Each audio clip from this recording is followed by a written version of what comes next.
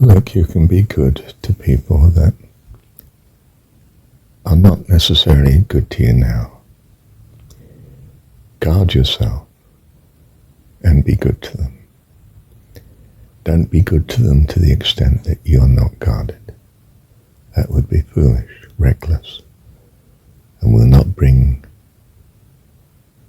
the fullness that you need.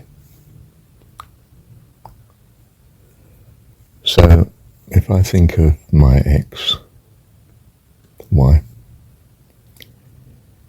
if she wants help mowing the lawn or something, I enjoy saying yes, and I enjoy doing it. For me, it is a lovely way of being true to how important she has been in my life. And I want to honour that. But I'm not reckless. I do not leave myself open to any destructive intention that she might have as regards my welfare, or recklessness she might have that does not take my welfare into account by any means.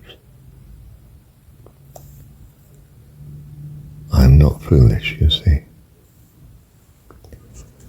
I am still loving, but it is constrained greatly by who she is too, which in her case tends to be more obviously a consequence of passing mood and circumstance than, well, shall we say, than she used to appear to be.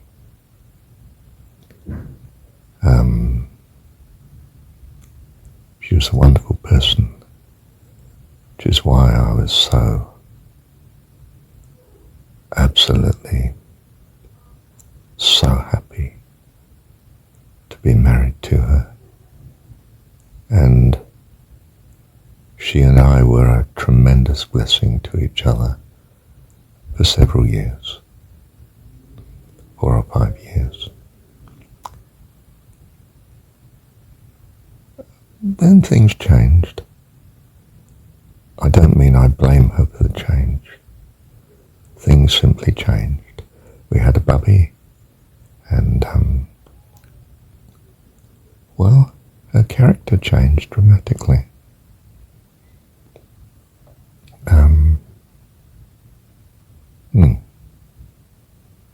Poor soul. And there was nothing I could do about it. And I found I was in a tragedy. I'd like to be able to say it was an interesting experience. It certainly was, but it was harrowing to say the least. My goodness. And it still can be if I'm foolish and lay myself open to a recklessness of desire for things to be wonderful. I don't mean like necessarily they were wonderful, but wonderful in their own right. And this doesn't happen with specific people that you might want it to happen with. And you have to know how best to guard yourself in such predisposition to want it to be wonderful when they don't.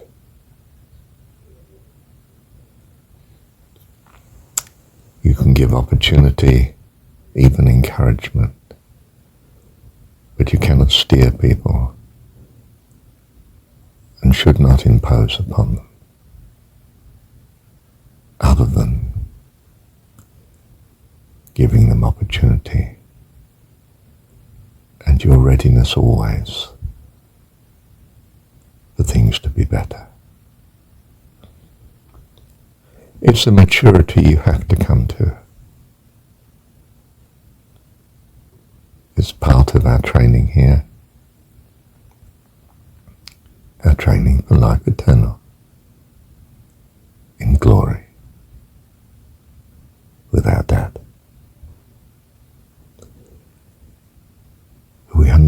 has it all in hand. We would be foolish to believe anything else. Thank you, Dad, for this insight that's leading, for your loving care of us all, without exception, because of who you are. Wonderful person of persons, our Dad. Lord of all, Master of all, our Dad and our dearest friend. Thank you, Dad. You see, there's good teaching from the Buddhist tradition, which is that everything is the consequence of causes and conditions. Now, in that sense, you see, there is no blame. The Buddhist tradition doesn't quite follow through on this. It sort of says that, well, you're to blame in that that's what your past karma is, a consequence of your past actions and so forth. It seems to lose the thread of the argument. But you see, we do blame. It's our habit in this culture, perhaps in all cultures in the transitory world. I'm not sure. We tend to think this person did, and therefore the causal set is with this person, and that they were free to choose otherwise. They did.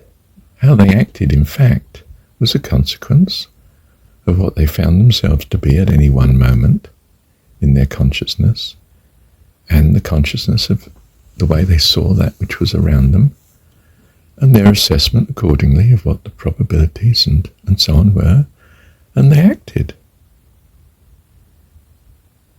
In what sense, then, are they to blame?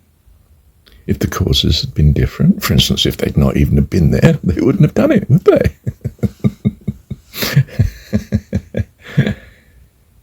Do you see? We really should. If a conker falls off a tree and it hits you, do you blame the tree? Well, no, you don't see the tree as some sovereign soul that's choosing to do harm to you for no good reason and smite the tree, break the branch off just to prove your point that you can hit back too. You don't. That would be nonsense, wouldn't it? Why do you do it with people? They are simply far more complex. They both are. They both have an appearance in this universe. Everything in this universe is a consequence of cause and effect. Now, there may be some causes that come from outside of this universe, the will of God upon it. How the universe is constantly arranged may be much of the external will of God. It's very hard to say it's a consequence of those beings around you, the children in the playground. They do affect what happens, but they themselves are simply the consequence of what happens. So, when someone does something that you don't like, don't identify the problem as their sovereign self that must be adjusted, if at all possible. But rather think of it as, that's what happens if you come to this person in this way. What's a good way of avoiding the cost or having a different experience when you are in their vicinity? And if you really can't think of one and it's that important to you, well, perhaps a little more distance between you and them might be a good idea. You see, you're given legs and a mind, and this astonishing ability to find different opportunities. Whereas the tree can't. He spends all his life where the seed fell that he is from. Unless someone like you comes along and rescues him into a better environment. Which is hard to do when he's a mature tree, isn't it? Although I have heard of people giving an anesthetic chloroform to the tree and moving them successfully, but sounds very costly. Do you see? So the next little thing that irritates you, don't lay it at the feet of the actor. In fact, if anything, take it as an action by the master of the show. Externally. Well, he's not external, he's in all that he's created, but I think, what's that, pantheism, is it? I don't know, but whatever it is, I don't wish to label it, in case it gives some impression I don't wish to give. But do you see, the real master of the show is God. I trust that he's all-powerful. He might not be, but it seems foolish to trust otherwise, and nothing to be gained by it, and therefore foolish. So I trust he's all-powerful and he's all-loving, and this irritation, he's allowed. What's he showing me? Well, don't do so-and-so in future and it won't happen, or don't be there because that's going to irritate you, and you've got a better option. Or how about looking for a better option? Or are you sure it's an irritation? Or is it actually a blessing? Do you see? We don't need to be at war. Well, at least very often. This is my ex-wife phoning me. Hang on a minute. Now that was my ex-wife just phoning, and she's changing the arrangements for today. But she did it extremely well. She explained very carefully why it was difficult now to maintain the arrangements we'd made. So I enter into that understanding, don't I? This is a very non-violent communication path that she seems to be following, although I'm not sure it's consciously because of the non-violent communication training that one could have by following the net, the YouTube programs. But anyway, she did. She laid out exactly why it didn't quite fit for me to have Aria after school, my little girl.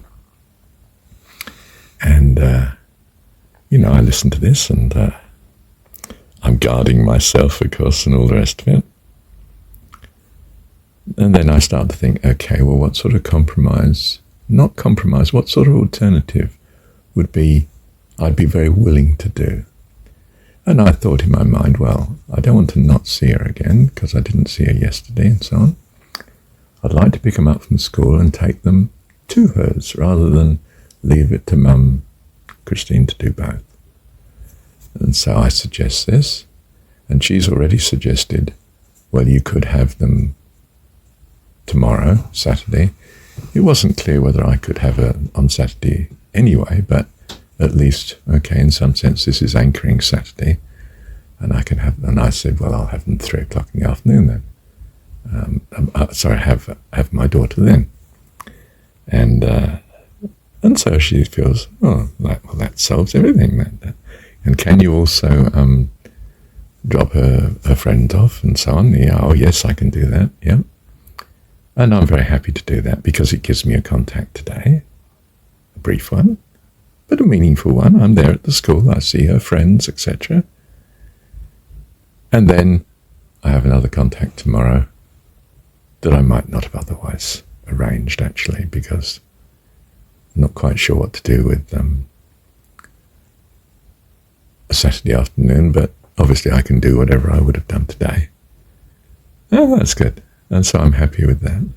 So I can very willingly, joyfully say, yes, that's fine.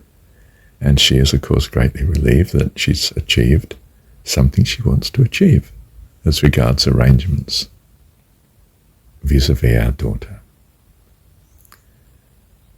So, if I bring this now into the context of this recording, that we don't hold people responsible for the irritation that we could easily feel. We're helped if they lead us into why they want to do what they wish to do. Because you see, they are a consequence of cause and effect, not some random outcome, and not some necessarily purposeful outcome as regards your welfare or lack of. They don't wish to harm or bless you particularly, in my ex-wife's case. You know, she's not necessarily malevolently driven.